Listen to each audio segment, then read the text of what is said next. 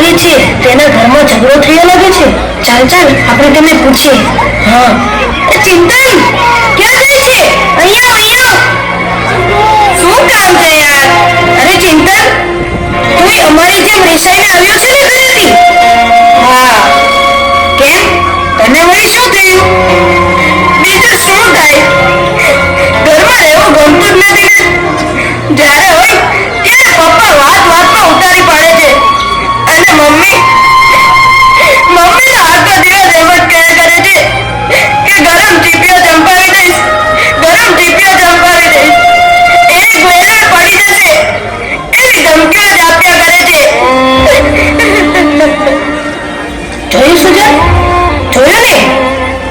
હું નહોતો કહેતો? બધા મમ્મી પપ્પા ભગવાને આવાજ બનાવ્યો છે. અરે ભાઈ ચિંતન, તારી જેમ મારા પપ્પા પણ બહુ જ ગરમ મગજના છે. આપણે મહેનત કરી કરીને મરી જઈએ, નિશાળમાં પરીક્ષા દઈએ અને રિઝલ્ટ આવે ત્યારે ખુશીના મારે આપણે પપ્પાને બતાવવા જઈએ, પપ્પા પપ્પા મારો ત્રીજો નંબર આવ્યો. તો પપ્પા કે ડોબા તારો પહેલો નંબર કેમ ન આવ્યો? ગાય ભેંસની જેમ ઘાસ ખાય છે, પણ તો કેમ નથી બરાબર? શું કહું? મને તો પપ્પા સાથે બોલવાનું જ નથી ગમતું. જ્યારે બસ લડતા જ હોય. અરે પાર્થ, તારા તો પપ્પા એવા છે પણ મારા તો મમ્મી પણ એવા છે. બસ આખો દિવસ કામમાં ને કામમાં, અને નવરી પડે એટલે બેનપણીઓને ફોન કરશે અને બહાર શોપિંગ કરવા જશે. પણ હું કહું કે મમ્મી મારે નકશાપોથી લાવવી છે, મને એમાં સમજ જ નથી પડતી, મારી સાથે ચાલો ને. તો તરત જ કહેશે કે ભણવા શા માટે ગયો છો?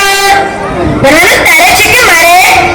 બાબા હું નથી આવતી તારી સાથે, લે આ 10 રૂપિયા લઈ આવ તારી સાથે. ને પછી આપણે કંઈક લાવવામાં ભૂલ થઈ ગઈ અને પછી ટીચરની ફરિયાદ આવી અને તરત જ આપણને પપ્પા પાસે ધરી દેશે કે લો આ તમારો હીરો સ્કૂલમાં લોટા મારીને આવ્યો છે. અને પછી પપ્પા જાણ્યા સાંભળ્યા વગર બસ મને ડીબવાનું જ ચાલુ કરી દે. મને પણ એ જ સમજાતું નથી કે આમાં આપણો વાંક શું છે. આપણો શું વાંક? આપણો વાંક એટલો જ કે આપણે બાળક છીએ. આ જો ને, તારા મમ્મી પપ્પા આવા, આના મમ્મી પપ્પા આવા, મારા મમ્મી પપ્પા આવા. મને તો એ જ સમજાતું નથી કે બધાના મમ્મી પપ્પા પોતાના છોકરાઓ સાથે જ કેમ આવું વર્તન કરે છે. વાર્તાઓમાં આવે છે એવું વાલ કેમ નથી કરતા? એ ચિંતન, એક વાત કહું, મેં એક વાર્તા સાંભળેલી.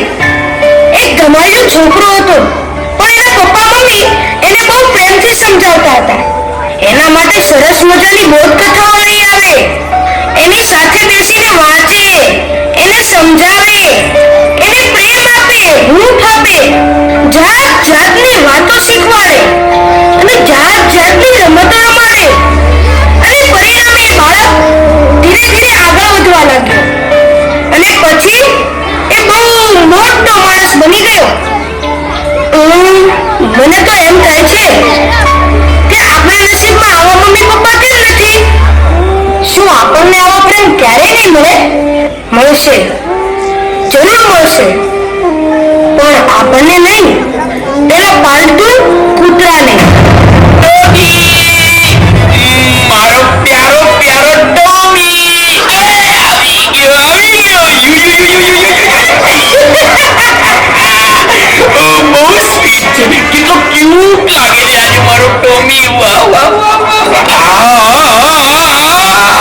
મને જોઈને પૂંછડી પટપટાવ્યા કરે છે. Very good very good.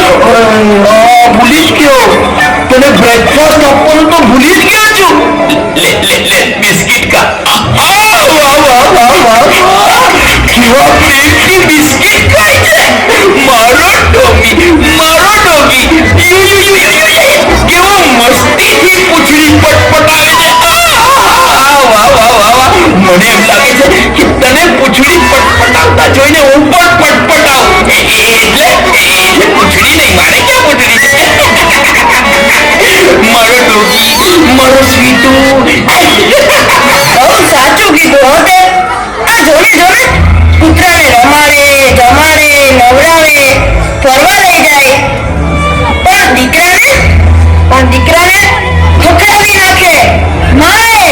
રમતા કરો છો આટા ફેરાને આશીર્વાદ, બરાબર ને? નાના રખડવા સિવાય કઈ ધંધો છે તમારે? પપ્પા આ કૂતરા તમને બહુ ગમે છે નહીં? અરે હા, તે ગમે જ ને. પણ તને શું થાય છે એમાં? પણ મને તો એમ થાય છે કે આ કૂતરાઓની ગળતી દબાઈ દો. કેમ કેમ કેમ? કારણ કે અમારા કરતા તો કૂતરાઓ નસીબદાર છે. તમારા કરતા કૂતરા નસીબદાર એ વાળી કેવી રીતે? તો શું કહું બીજું? મને નથી મળતો એટલો તમારો પ્રેમ આ કૂતરાઓને મળે છે.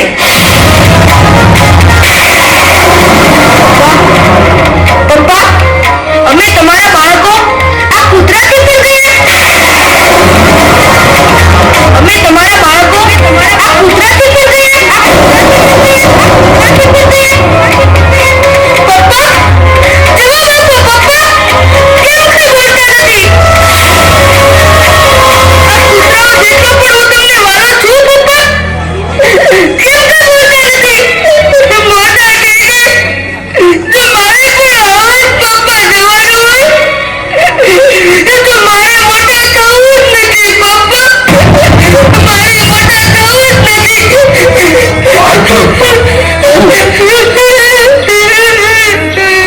કેમ શરદભાઈ, અહીંયામાં વાવાઝોડું કેમ ફૂંકાવા લાગ્યું? તમે તમે કોણ? હું છું તમારી આજને આવતીકાલ સાથે જોડતો સેતુ. મને જવાબ આપો શરદભાઈ, તમારું બાળક રખડપટ્ટીને રવાડે કેમ ચડી ગયું છે? અને તમારા જ ઘરમાં રહેતા અબોલ પશુ પર ગુસ્સો કેમ ચડે છે? મને તો કાંઈ સમજાતું નથી. બાળકની સંવેદનશીલતાને જ્યાં ધક્કો પહોંચે છે ત્યાં તે જ ઘરમાં આવા જ પરિણામો જોવા મળે છે. શરદભાઈ, તમારા બાળક માટે તમે સમય નહીં કાઢો તો બીજું કોણ કાઢશે તે વિચાર કર્યો છે? ઓહ, વિચાર માંગી લે એવી વાત છે. હા તો વળી વિચાર. વાત કૂતરાને ઘરમાંથી હાંકી કાઢવાની વાત કરે છે. શા માટે? બાળકને મન માતા પિતા જેનું વિશ્વ છે, સર્વસ્વ છે. જ્યારે એને પોતાનું સર્વસ્વ છીનવાઈ જતું લાગે ત્યારે એનું મન બગાવત પોકારે છે. આજે તમારા અને બાળક વચ્ચે જે નાની ગેપ પડી છે ને તે આગળ જતા ભારે ખમ ગેપ બની જશે. પછી એ માતા પિતાની એકે વાત નહીં માને, નહીં સમજે. એવું ક્યારે નહીં બની શકે? પણ આ જ એક વરવું સત્ય છે કે જો બાળક માતા પિતાને ધિક્કારતો થઈ જશે તો કુમાર્ગે કુસંગના છંદે ચડી જશે. કુટુંબથી છૂટો પડીને એકલવાયો થઈને દુનિયાની અંધારી ગર્તામાં ધકેલાઈ જશે અને અજાણતામાં માતા પિતા સ્વયં એ પાપના ભાગીદાર બની જશે. બસ બસ, બંધ કરો તમારી વાત. તો પછી પ્રતિજ્ઞા લો કે અમે બાળકને સમય આપીશું, પ્રોત્સાહન આપીશું, એની ઉપેક્ષા નહીં કરીએ, પણ એના અસ્તિત્વને પળે પળે વધાવીશું. એના માટે તો હું આજથી જ પ્રતિજ્ઞાબદ્ધ થાઉં છું. તો તમારું ભવિષ્ય ઉજ્જવળ જ બનશે. કારણ કે તમારી યાદ સુધારે આવતીકાલ.